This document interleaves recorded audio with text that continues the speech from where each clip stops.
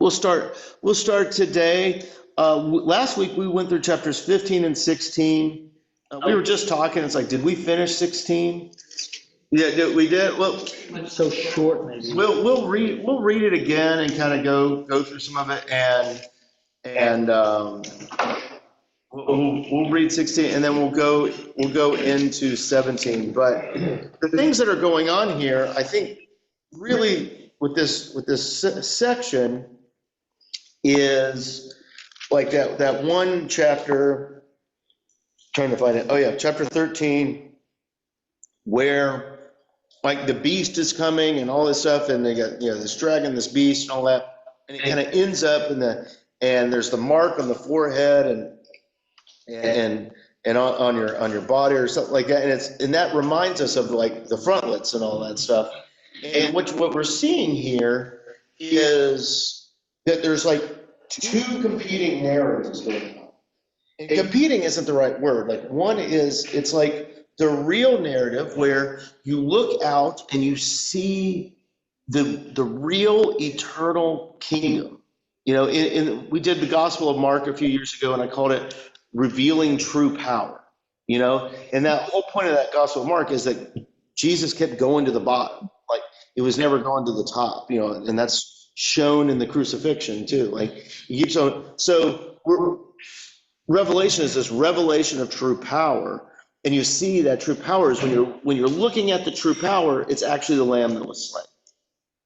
Like that's the actual thing. But this other tale that's going on at the same time is it's actually weakness and nothing there, but it keeps presenting itself as one being in control and having power. So it's presenting itself as one that has this ultimate, like, cosmic power, like the genie from Aladdin, like infinite cosmic powers, like all these things, and yet when you actually look at it, there's nothing there. And that's kind of what that 666 is doing at the end of chapter 13.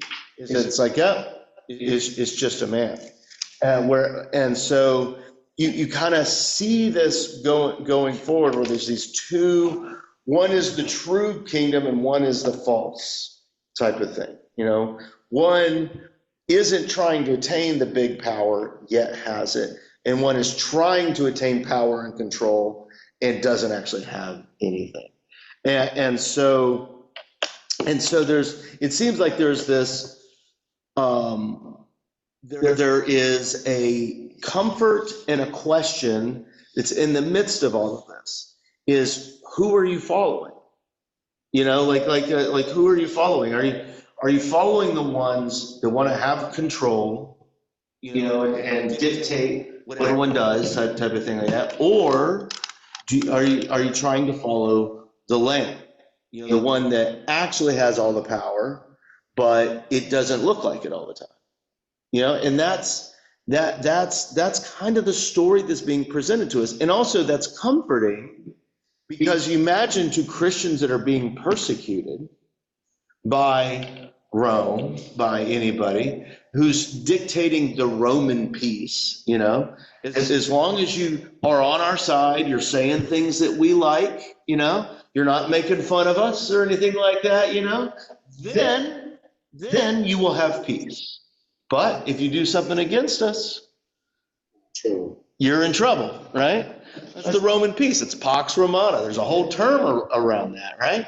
And so one is this view of power and control that's like, they're like trying to always attain it. And then the other one is, listen, we've already won this battle, on the cross. But if you were troubled by the Roman Empire because you were a Christian and you're being persecuted and things of that nature, if you're being troubled by them, then you're like, they look like they have all this power, but just like Pharaoh, it's not actually there.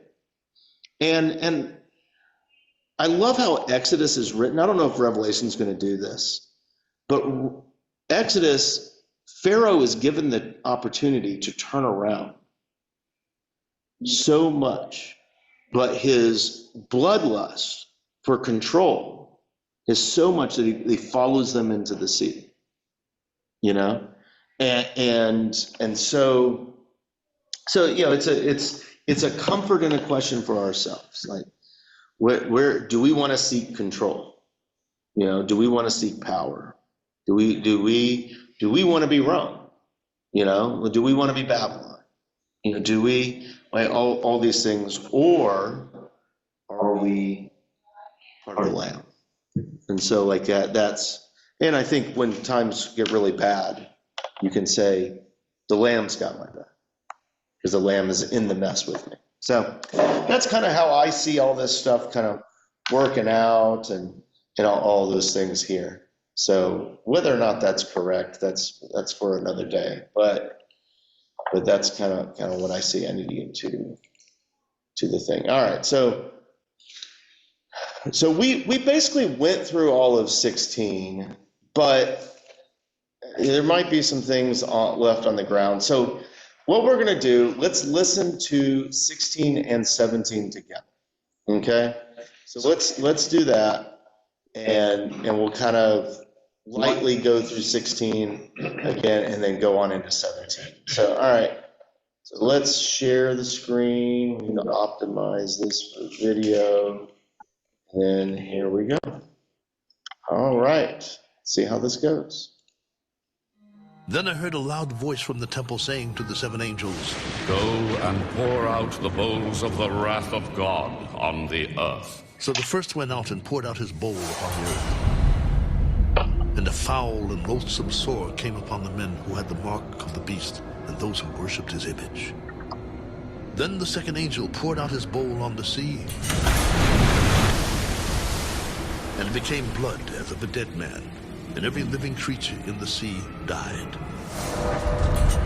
Then the third angel poured out his bowl on the rivers and springs of water, and they became blood. And I heard the angel of the water saying, "You are righteous, O Lord, the one who is, and who was, and who is to be, because you have judged these things. For they have shed the blood of saints and prophets, and you have given them blood to drink, for it is their just due." And I heard another from the altar saying, "Even so, Lord God Almighty, true and righteous are your judgments." Then the fourth angel poured out his bowl on the sun, and power was given to him to scorch men with fire. And men were scorched with great heat, and they blasphemed the name of God who has power over these plagues. And they did not repent and give him glory. Then the fifth angel poured out his bowl on the throne of the beast, and his kingdom became full of darkness, and they gnawed their tongues because of the pain. They blasphemed the God of heaven because of their pains and their sores, and did not repent of their deeds. Then the sixth angel poured out his bowl on the great river Euphrates, and its water was dried up, so that the way of the kings from the east might be prepared. And I saw 3 unclean spirits like frogs coming out of the mouth of the dragon, out of the mouth of the beast, and out of the mouth of the false prophet. For they are spirits of demons performing signs, which go out to the kings of the earth and of the whole world to gather them to the battle of that great day of God Almighty. Behold, I am coming as a thief. Blessed is he who watches and keeps his garments, lest he walk naked and they see his shame. And they gathered them together to the place called in Hebrew Armageddon.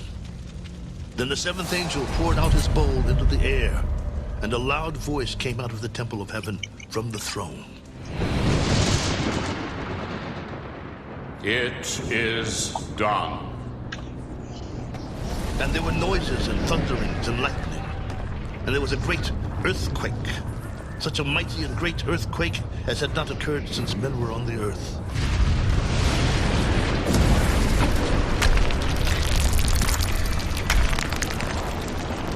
Now the great city was divided into 3 parts, and the cities of the nations fell.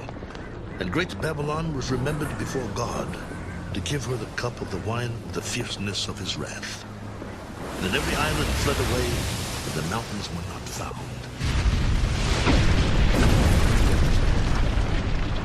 And great hail from heaven fell upon men, each hailstone about the weight of a talent. Men blasphemed God because of the plague of the hail, since that plague was exceedingly great.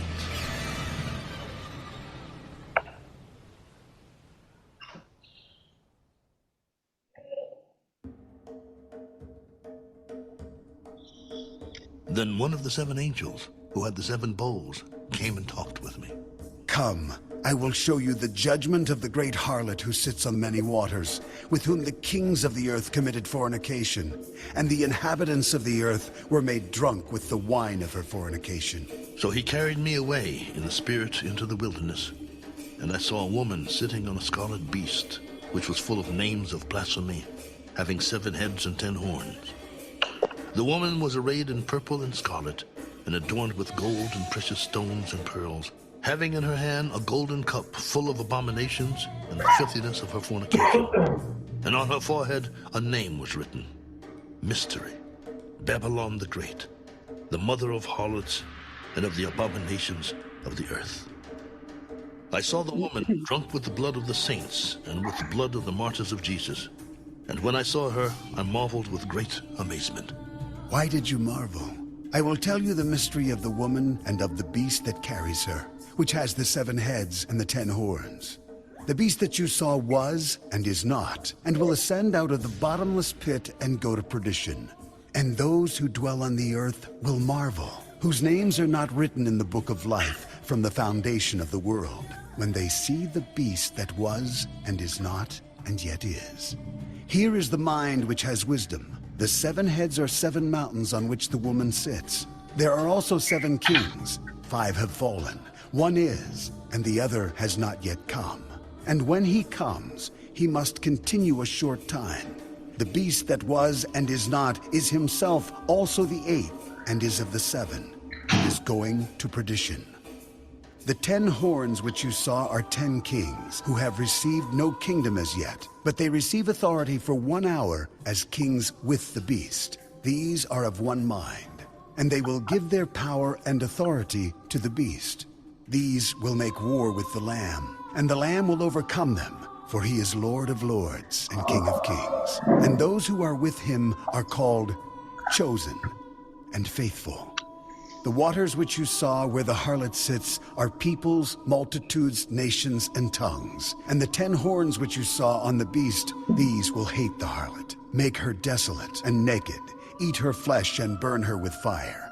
For God has put it into their hearts to fulfill his purpose, to be of one mind, and to give their kingdom to the beast until the words of God are fulfilled.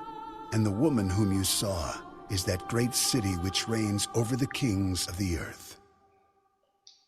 Okay. All right, there's 16 and 17. So we got David just joined us in here now. We're in Revelation chapter 16 and 17. Yeah. And so that's what we're talking about.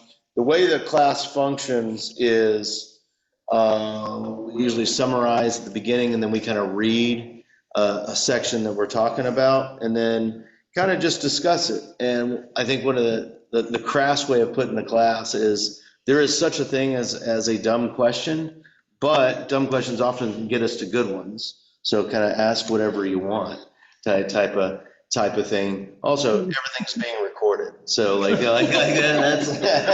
So you have a right to remain silent. Yeah. All that you say will be used against you, right? Yeah. So like that's but people watch these things later on. So all right. So we kind of discussed a lot of 16 last week.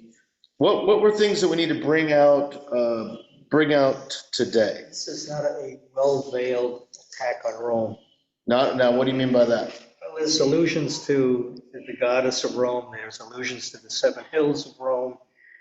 Oh yeah, 17. Let's do 16 first. Let's get 16 first. You're like that's because that's yeah. So like let's do 16 first, then we'll get to 17. So like it's so 16. What's standing out? Yeah. So I can't remember if we discussed this. What is the Who are the kings from the east as opposed to all of the kings of the world? I noticed that too. I thought that was an interesting, I didn't notice it last I week. didn't either. Yeah, and so like I didn't notice it last week, and so I kind of put a star next to it because that kind of sounds familiar. Like, yeah, what is that? If that sounds familiar to something, to me, something immediately stuck out, and I don't know if I'm valid in it sticking out. All my footnote says is under kings from the east to be distinguished from the kings of the whole world who wage war against Christ and the armies of heaven. Yeah. I still don't understand who the kings from the east are. So like, I have a little note on that. It was the kingdoms around Israel. yeah. I have Iraq, Iran, Jordan, Egypt, Assyria, and Lebanon. Yeah, yeah. The And my also have a note, which apparently, this was an eye catcher for all the translators. This was the Assyrians, all of the worst enemies of Christendom, as it were, kings of the East. yeah. So right after this, in the section we talked about for a while, what's right after this section? Like that, it was kind of a overall, like that's, yeah. So there, that's a crucifixion. Like, remember that right after that? Like it's, in verse 17, it's the temple of heaven, the throne saying it is done, like that, like this, and then there's a great earthquake and all of that stuff. All that earthquake stuff is in Matthew's gospel. All right. So remember when Jesus dies, he says it is finished. It's a big earthquake comes. Who else comes from the east? I don't know if this is valid, but I'm trying to get you into the headspace that I'm in. Who else comes from the east? The Magi did. The Magi. That's immediately where my head went. When the kings from the east, like, so the Magi come from the east, and is that a reference to that? I don't know. I don't know. It's so diametrically opposed from at least the translators. The Magi come to worship, to adore. Mm-hmm. These kings of the east come to desecrate, to destroy. Yeah. And they got frogs coming out of their mouths, and like all those. No frankincense and myrrh there. Yeah. But if you remember, the Magi came from hostile kingdoms. They came from. That's why Herod, hated them so much. Like that. That's because they're like, hey, we understand there's a new king in your town. And he's like, excuse me. Like that. That's. And be sure to let me know when you leave. Yeah. Let me know where he is so that I can kill. Worship him. That's all these things. So these kings from the east, and so if we look at it that way, like you have like what Gloria is doing, you got all. That's where Babylon was too. That's where all this stuff is. I mean, remember Alexander the Great had conquered all of this area, and it was kind of at this point in history, it was kind of on its own now, like Rome really take over all of that to the east of Israel and all of that. These kings of the east, it's more or Antichrist. Yeah. It's more Antichrist. Mm-hmm. Yeah. So you see that. So we'll re-explain this for David. Before you came in here, we're kind of going over the big idea. And the big idea that we're seeing here in this section of Revelation is that you're seeing two opposing kind of views of the world that are being presented. You have the Antichrist one, and you have what we call the true Christ. And they both center on power and control type of thing. But the true Christ, it's you see the actual power, but then when you kind of peer through it and everything gets clear, like you focus on it, you actually see the lamb that was slain. And then you see the Antichrist, which it all looks very similar, but where you actually see that, it looks like he's trying to puff himself up and look powerful and look mighty and have more control over everything. But we keep seeing over and over that there's no actual real power. But it's a kingdom that it's like puffing himself up and looking big. And we compared it to Pax Romana, Roman peace, which Rome would, you agree with us, you bend the knee to us, and you will have peace, like that. And that's kind of how the Antichrist is functioning. We're interesting that. So that's why Mick mentioned Antichrist stuff there. And we're kind of in around chapter 16, verse 12 and 13, kind of around there. But it's also interesting that Jesus then quotes that I'm coming as a thief in the night type of thing, which is another thing that's said in the Gospels, that it's, you don't know the day or the hour. And and we're kind of getting these hints that there's this giant battle coming up, which we're going to get to in a couple chapters, and it's gonna really fizzle there. Like that, there's really not much of a battle, but you have all of this like talk of this great battle. So we have the crucifixion narrative. Was there anything else in 16 that we needed to talk about? The only other thing that I would mention is in some of my references here about the king, it refers back to Isaiah, and in those references, it talks about Cyrus, king of Persia. Okay, yeah. Oh, really? What verses is that that he's talking about?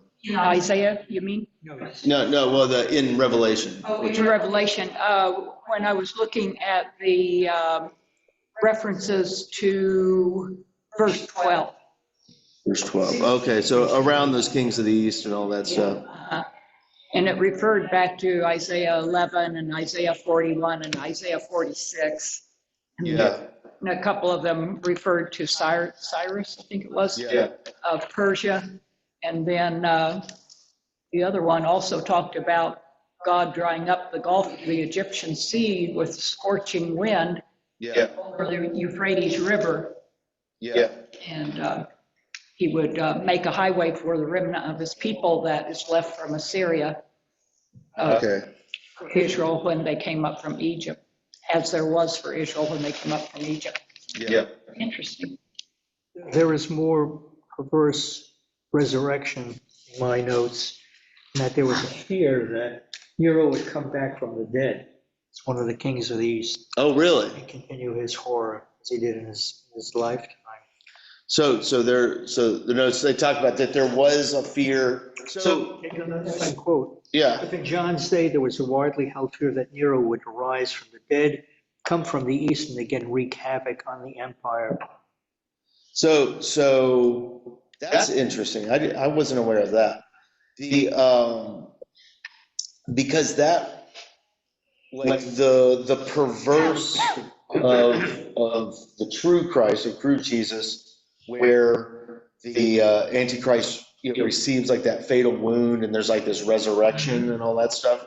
That's interesting that they would have a note like that they're almost worried that Nero would come back from the dead. Like that's so it's kind of this perverse kingdom type of thing again. Interesting. I don't know what to do with it.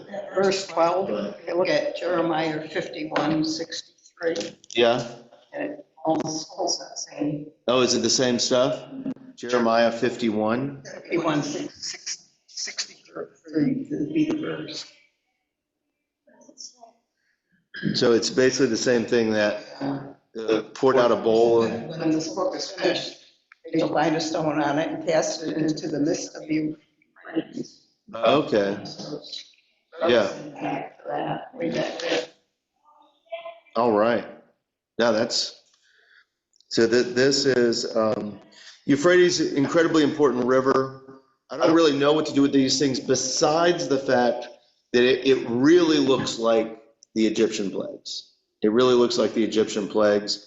And we get to this section where from verse 17 kind of on in this chapter really looks like a crucifixion narrative. Like it really looks like Jesus' crucifixion narrative. So you kind of seeing these overlaps of like the true kingdom, the lamb that was slain, with these other ones of power. So anything else from 16? It sounds like Mick is hot on 17. Like that's Mick burned out. Yeah, Mick burned out. Mick burned out. Like that's well. Let's go on to 17. Let's go on to 17. So what were you talking about with 17? It is. I use the term not thinly veiled attack of Rome upon Rome. All of the ugliest of Rome is revealed. All of the symbolism of Rome is revealed. And the goddess Roma is the grand prostitute, the grand whore. Okay. I would suspect in scriptural language and in biblical language, there's nothing more violent than saying she's a prostitute. Rome is a prostitute. Okay. Doesn't get much worse than that. So you're saying that this is yeah. So like that. So calling her a prostitute. It's a strong language biblically. Yeah. Biblical language. It's strong and it's aimed right at Rome. And what was the connection to the prostitute? Like that's in Rome. Roma is the goddess of Rome. Yeah. She sits upon a throne. Oh, okay, I see. She wears the same colors as Christendom. Yeah. Another false god. Yeah. Another antichrist. Another antichrist. So this one, and then you also mentioned like the hills. Well, Rome is built historically upon 7 hills. Okay. And the author is very subtle, but if you know what to look for, there it is. 7 hills of Rome. Yeah. It's almost an aside, but it's very cute. Yeah, it's very cute. Like that's well, and that's what we've been seeing this whole book is that like the author here is writing, John of Patmos is writing, like he's writing about Rome, but he's also writing about Babylon. He's writing about every Babylon that's ever existed, because all this stuff keeps on existing, because it's these that are in the search of power, you push down others. And so we see this, and what Mick is saying is that it is very, very pointed right here, that they should be able to recognize it. So we see all those, the harlot and all of that. So let's see.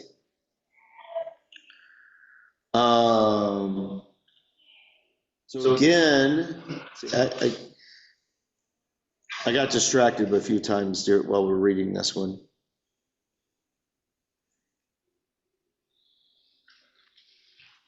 All right, let's read 17 again. Let's do that. Let's read 17 again. Like that was, I would like to do that. And because I'm the teacher, I get to do what I want. Always gracious. Always gracious. Always gracious. All right. So like that, especially with what Mick just said, reading it in that light, I think will help. All right. So here we go.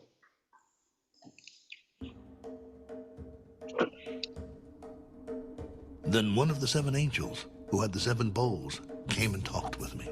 Come, I will show you the judgment of the great harlot who sits on many waters, with whom the kings of the earth committed fornication, and the inhabitants of the earth were made drunk with the wine of her fornication. So he carried me away in the spirit into the wilderness, and I saw a woman sitting on a scarlet beast, which was full of names of blasphemy, having 7 heads and 10 horns. The woman was arrayed in purple and scarlet, and adorned with gold and precious stones and pearls, having in her hand a golden cup full of abominations and the filthiness of her fornication.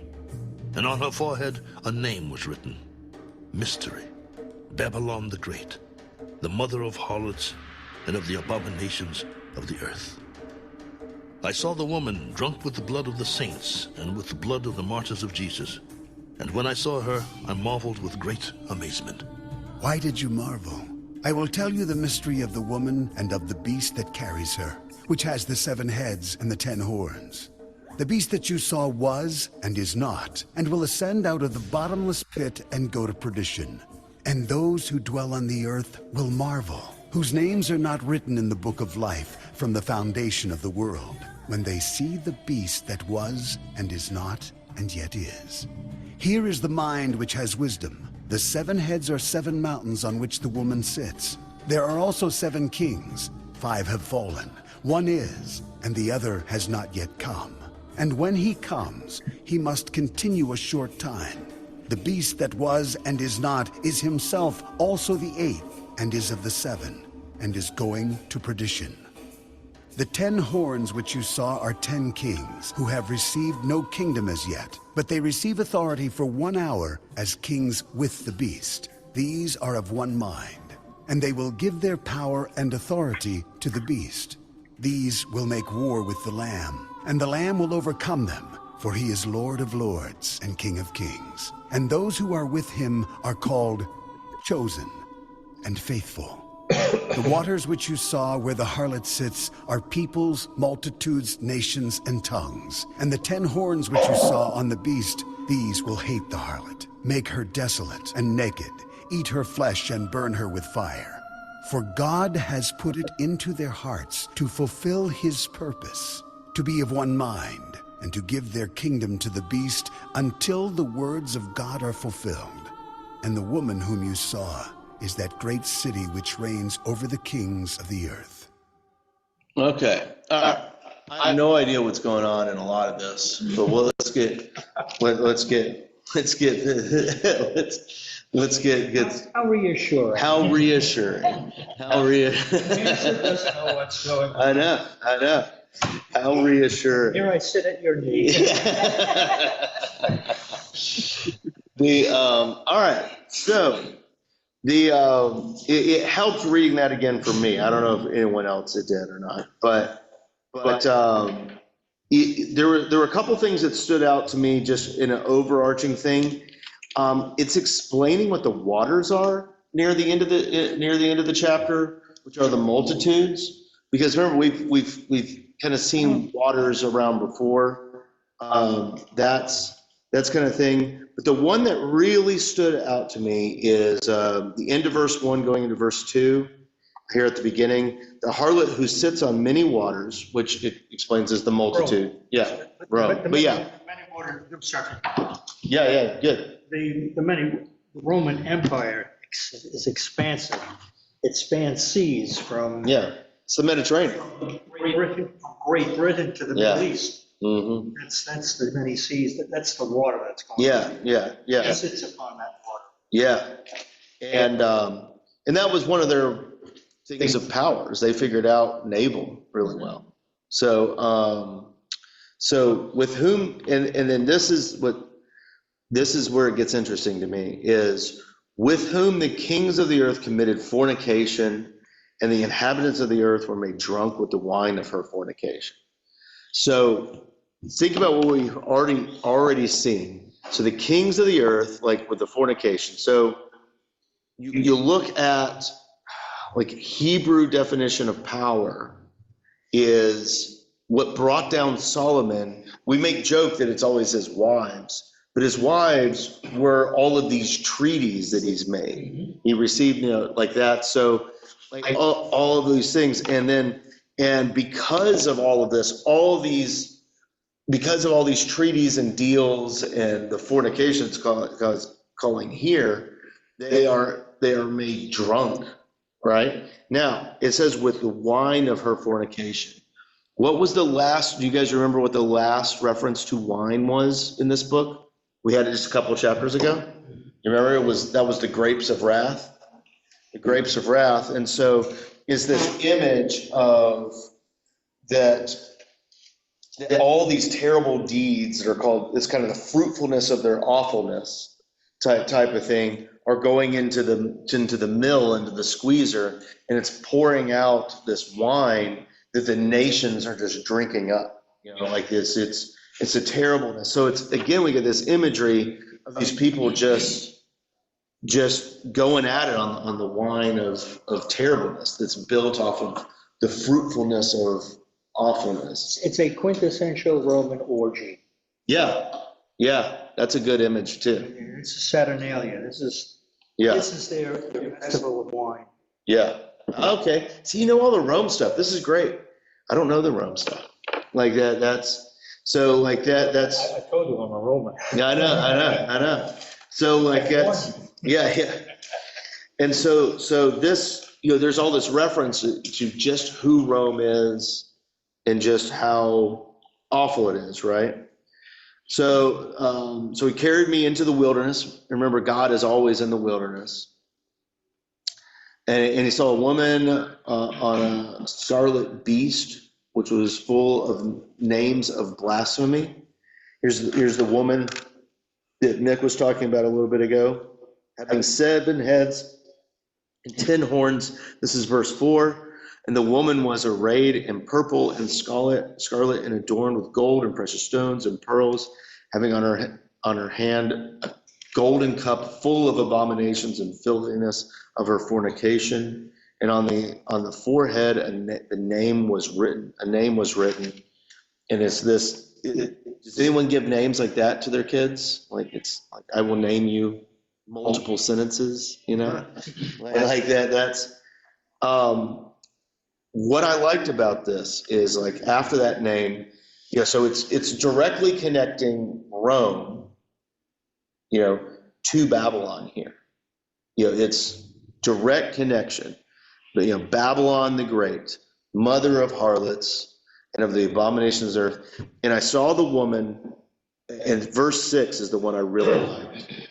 I saw the woman drunk with blood of the saints and the blood of the martyrs of Jesus. And when I saw her, I marveled with great amazement. Who's the woman? It's what Mick is saying is that the woman is Rome. Like the woman is Rome, kind of the goddess of Rome. It's personified as the goddess Roma. Yeah. Roma. Whose statue is all over Rome. Yeah. Again, she's regal, seated in a throne of her own. Yeah. So like that's so we can, Roma is the seasoning I get on my pizza crust usually. Yeah. You certainly took this to a new level. Yeah.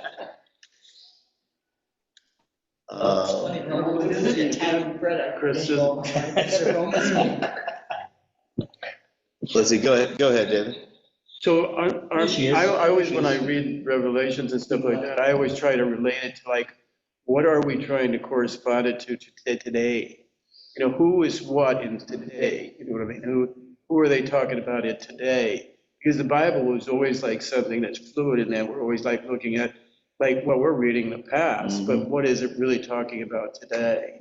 And that's where my main confusion with Revelations is.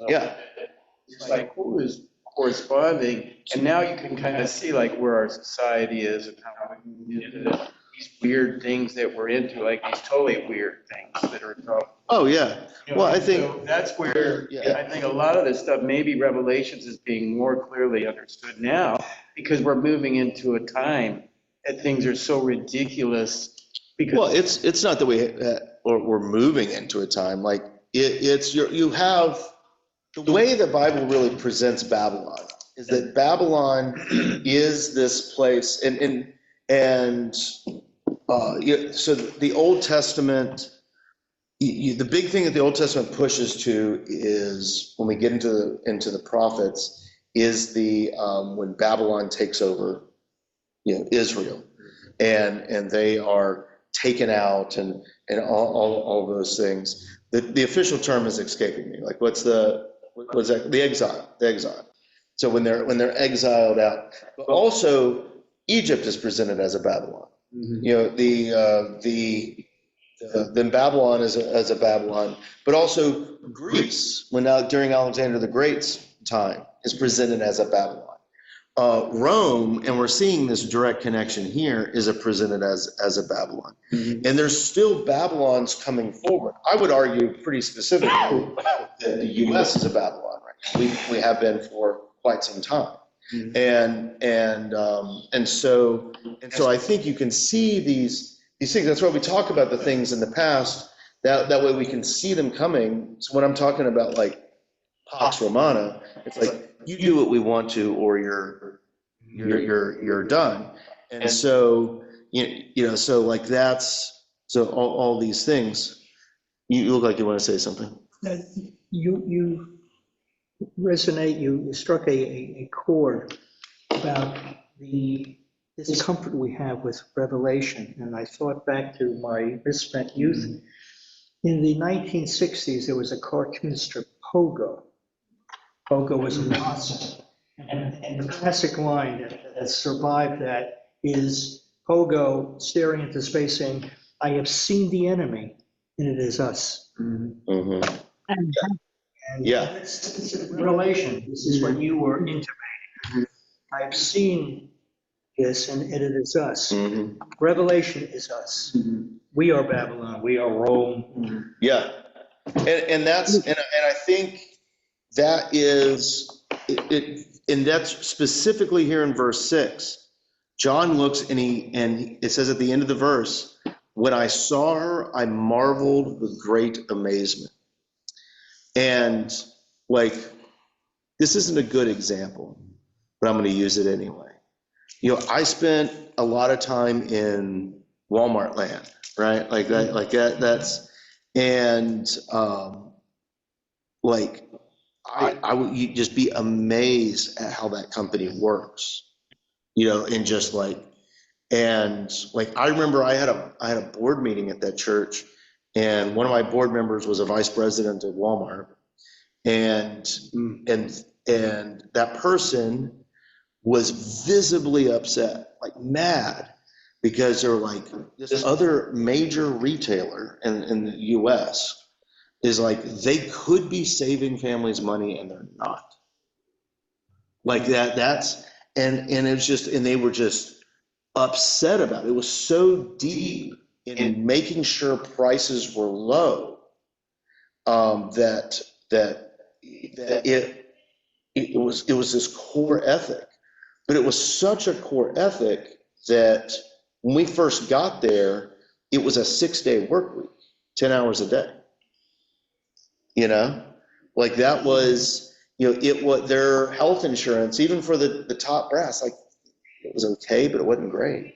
You know, like that's, and it's, they really ran over employees and all that stuff.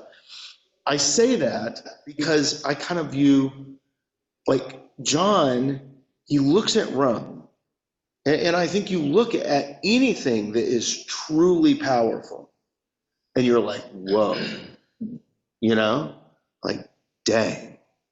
And that's, and I think we see that even today. Like, you walk into a room and you see someone that just filled with that old term gravitas, you know, like over there, and you're like, oh, look at that, right? And so he looks, he's in great amazement, but then the angel says to him, is like, why are you marveling? Why are you marveling? It's an interesting thing, because I think most people, when they walk around Rome, they're like, look at these huge cities, you know? Like remember the disciples did that to Jesus. Look at these huge cities. He's like, there's a time coming, right? Like that's, and he goes, why do you marvel? This is verse 7. And I'll tell you the mystery of the woman and of the beast that carries her, which has 7 heads and all this stuff. And he basically is saying, like, notice what this is. This is someone that is just about death and destruction. people are just lapping up the wine of her debauchery, the wine of it. They're getting drunk off of all of its power, and it's killing people, you know? Like, and it's all this, and things that I noticed. So it has all this stuff that Mick was alluding to, like, yeah, this is Rome, like the 7 mountains, the 7 heads, you know, like that's all of these things. That was really helpful, Mick. I appreciate that. So you think they're talking about the future too, when you read the end of verse 8? So the end of verse 8. So let me read verse 8. So the beast that you saw and is not will ascend out of the bottomless pit and go to perdition. Is perdition what word it uses in the rest of our translations? Yeah. Okay, so destruction. Okay, so the bottomless pit and then goes to destruction. I was born in the 80s. I'm not familiar with perdition. Sorry, like that. That's, and those who dwell on the earth will marvel. Whose names are not written in the book of life from the foundation of the world, when they see the beast that was and is not and yet is. So, what do you think is going on there? So, Gloria is wanting us to look into the future, which I think is possible. How could that be understood in looking at it now? Yeah, Elaine. Well, I'm just thinking back on a Revelation study that I did in a previous church, and then looking up these footnotes, and we talked a lot about the evil triad, I guess you would call it, which would be the devil, the secular world, and the false church. Yeah. And certainly the secular world and the false church and the devil are all very active right now. Yeah. And then when I look at my footnotes, it says the harlot, Babylon the Great, in this chapter, she's the apostate church, the false church, I guess. And then it talks about in verse 3, it says, reappearing as a symbol of the civil government in its anti-Christian aspects, and sitting on the beast refers to the alliance between anti-Christian forces and secular governments and the apostate church. So, I don't know where they're getting the apostate church. Where are they getting that from? It says, and this is in the footnote, in 17:1, it says the great prostitute, it says in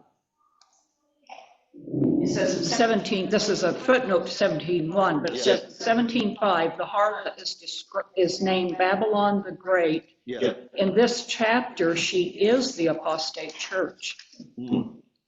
So like so, and I think what they're calling the apostate church there, and this is, I think there may, I don't know. So I think what they're calling the apostate church is the Catholics. The Catholics. Yeah, and I understand. What they're calling the apostate church, right? Well, I would tend to agree with that. And then all of these prosperity. Yeah. I'm just trying to use their language, because it's I'm like, where are they getting it? And we have all this Roman illusion here, like that's, and they may just be going on to the Catholics, which I'm not the biggest fan of that view, because I don't have like an anti-Catholic bent. I do kind of have an anti-prosperity preaching bent, like that. That's I do have one of those things, because again, and so things change and adjust. We have to remember this. Remember in Luther's time, one of the things that really upset Luther was that the Catholic Church had hired these like fraudulent guys to sell indulgences. all around, you know, and it just become about fundraising. Like that's all it became about, you know? And so is the church, who was insanely powerful back then, is the Catholic Church in Luther's day, was it the prostitute? Could be, yeah. Yeah, you know, like that's, like these things, like, is the Catholic Church the prostitute in other areas of the country? Well, probably. Like, I don't think, like, it's so good, but, you know, it could, that's kind of the point of this, is that we see, that I think what we see is, we all want Babylon at sometimes. And I think sometimes we look and we see Babylons. And that I didn't go back to this. In the exile, when Israel was taken over by Babylon, my view of it, which is the correct view, by the way, which is the correct view. My view of it is that God basically said, if you guys just want to be Babylon so bad, because remember, all this same stuff that happened to Solomon with all, you know, with his wives, with all these treaties with other nations, they were trying to be Babylon. They're like, if you want to be Babylon so bad, then here, like, go, be Babylon, you know? And that's, because I think there's an inclination in all of us that we want to be Babylon. We want to control and dictate how people should do things, right? Like this is what you should do, you know, like this, like in order to have peace, you need to do what I said, you know? And we all have this inclination in us to be this. And we also have the other side of that, is that we have this inclination that when we see something amazing and powerful, we're like, oh, wow, you know? Like, think, like you, this is not a good example. I'm trying to figure out another, because all these examples are messy. Let this be messy. But we have you ever been in tradition when Christ Fellowship lets out? Yes. You know, like it's amazing. like, you know, One has unchristian thoughts. One has unchristian thoughts at it. Yeah, you know, and we can go and like that's like, so you kind of stand in amazement to that. But there's other things that you can go around. You're like, oh my goodness, this is unbelievable. And I want us to keep it a little messy like that, because, you know, sometimes that stuff happens and it's not because of power or wanting to be Babylons and things like that. And then, anyway, I'm getting into the weeds. Yeah, go ahead. Well, I just wondered on that 7 where he's asked to, why do you think this is such a wonderful thing, or why are you so amazed? Yeah. And I think that he's trying to say, the angel or that's talking to him is trying to say, I think we look at it like you said, we think, oh, these guys are doing good things or powerful things, and the angel's saying, is it really all that good? Because they're not looking at it through fruition, through all the way through, where I think they're attempting to do good things. I don't think these people are following these, looking at it as bad. They see power, they see greatness, and that's what they want to do. They want to be in that. Yeah. But they don't see it all the way through to see what the end result is: destruction. End result is singling out people and killing people and destroying people. It's unbalanced. There you go.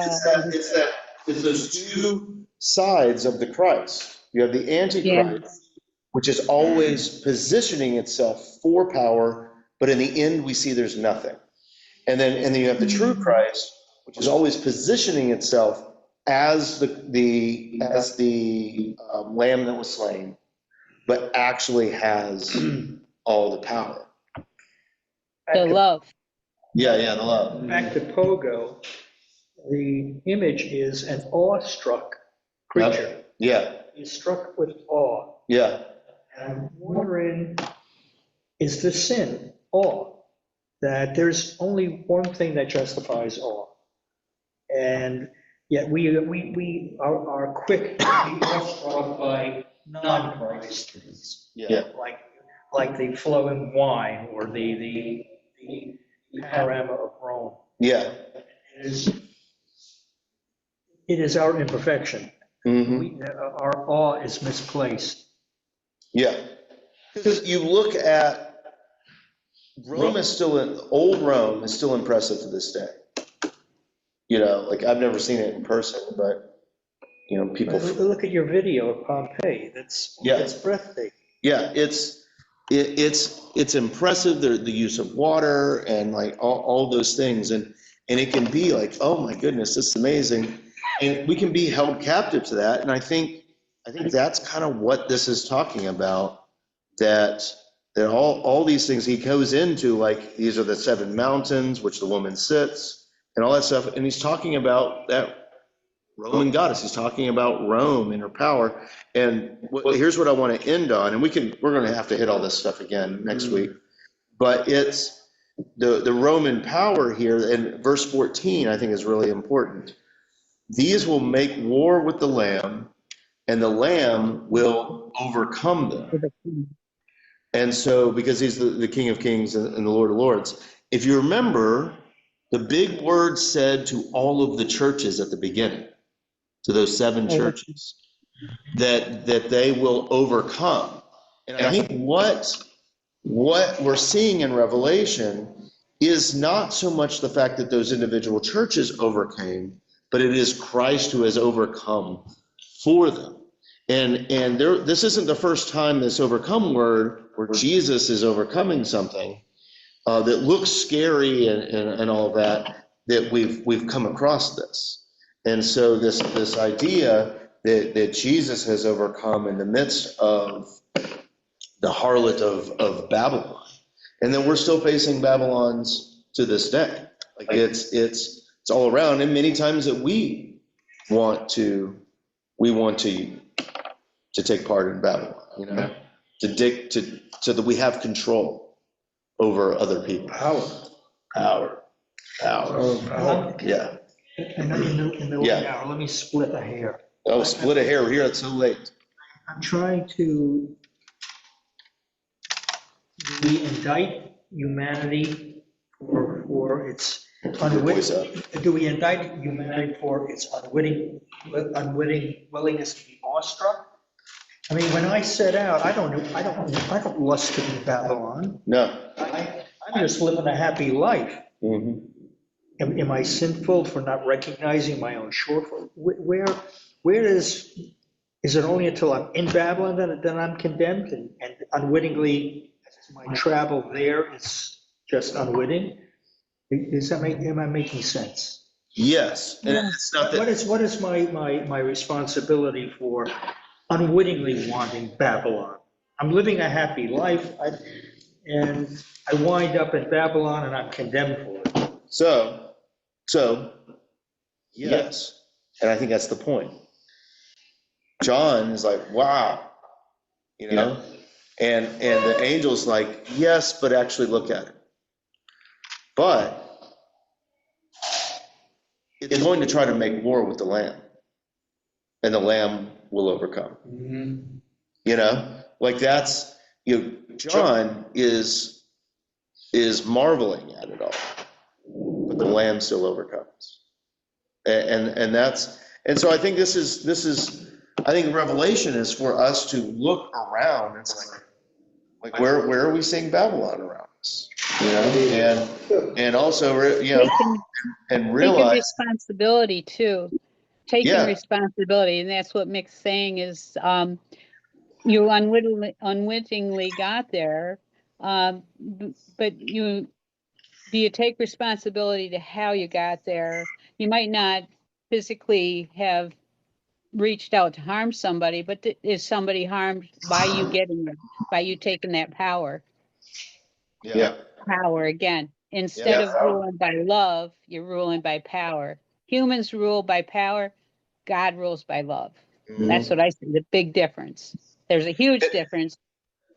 Yeah, and you see, like, Jesus is like the last will be first and the first last, and I really I look back at my own life, and things have always gone better for me when I'm not trying to be the biggest one in the room. Like easy. I don't like those eyes. I like that. That's. Yeah. But when you read like 1st, 2nd, and 3rd John, you talk about love. And then you're part of your responsibility is to love your neighbor and be a service.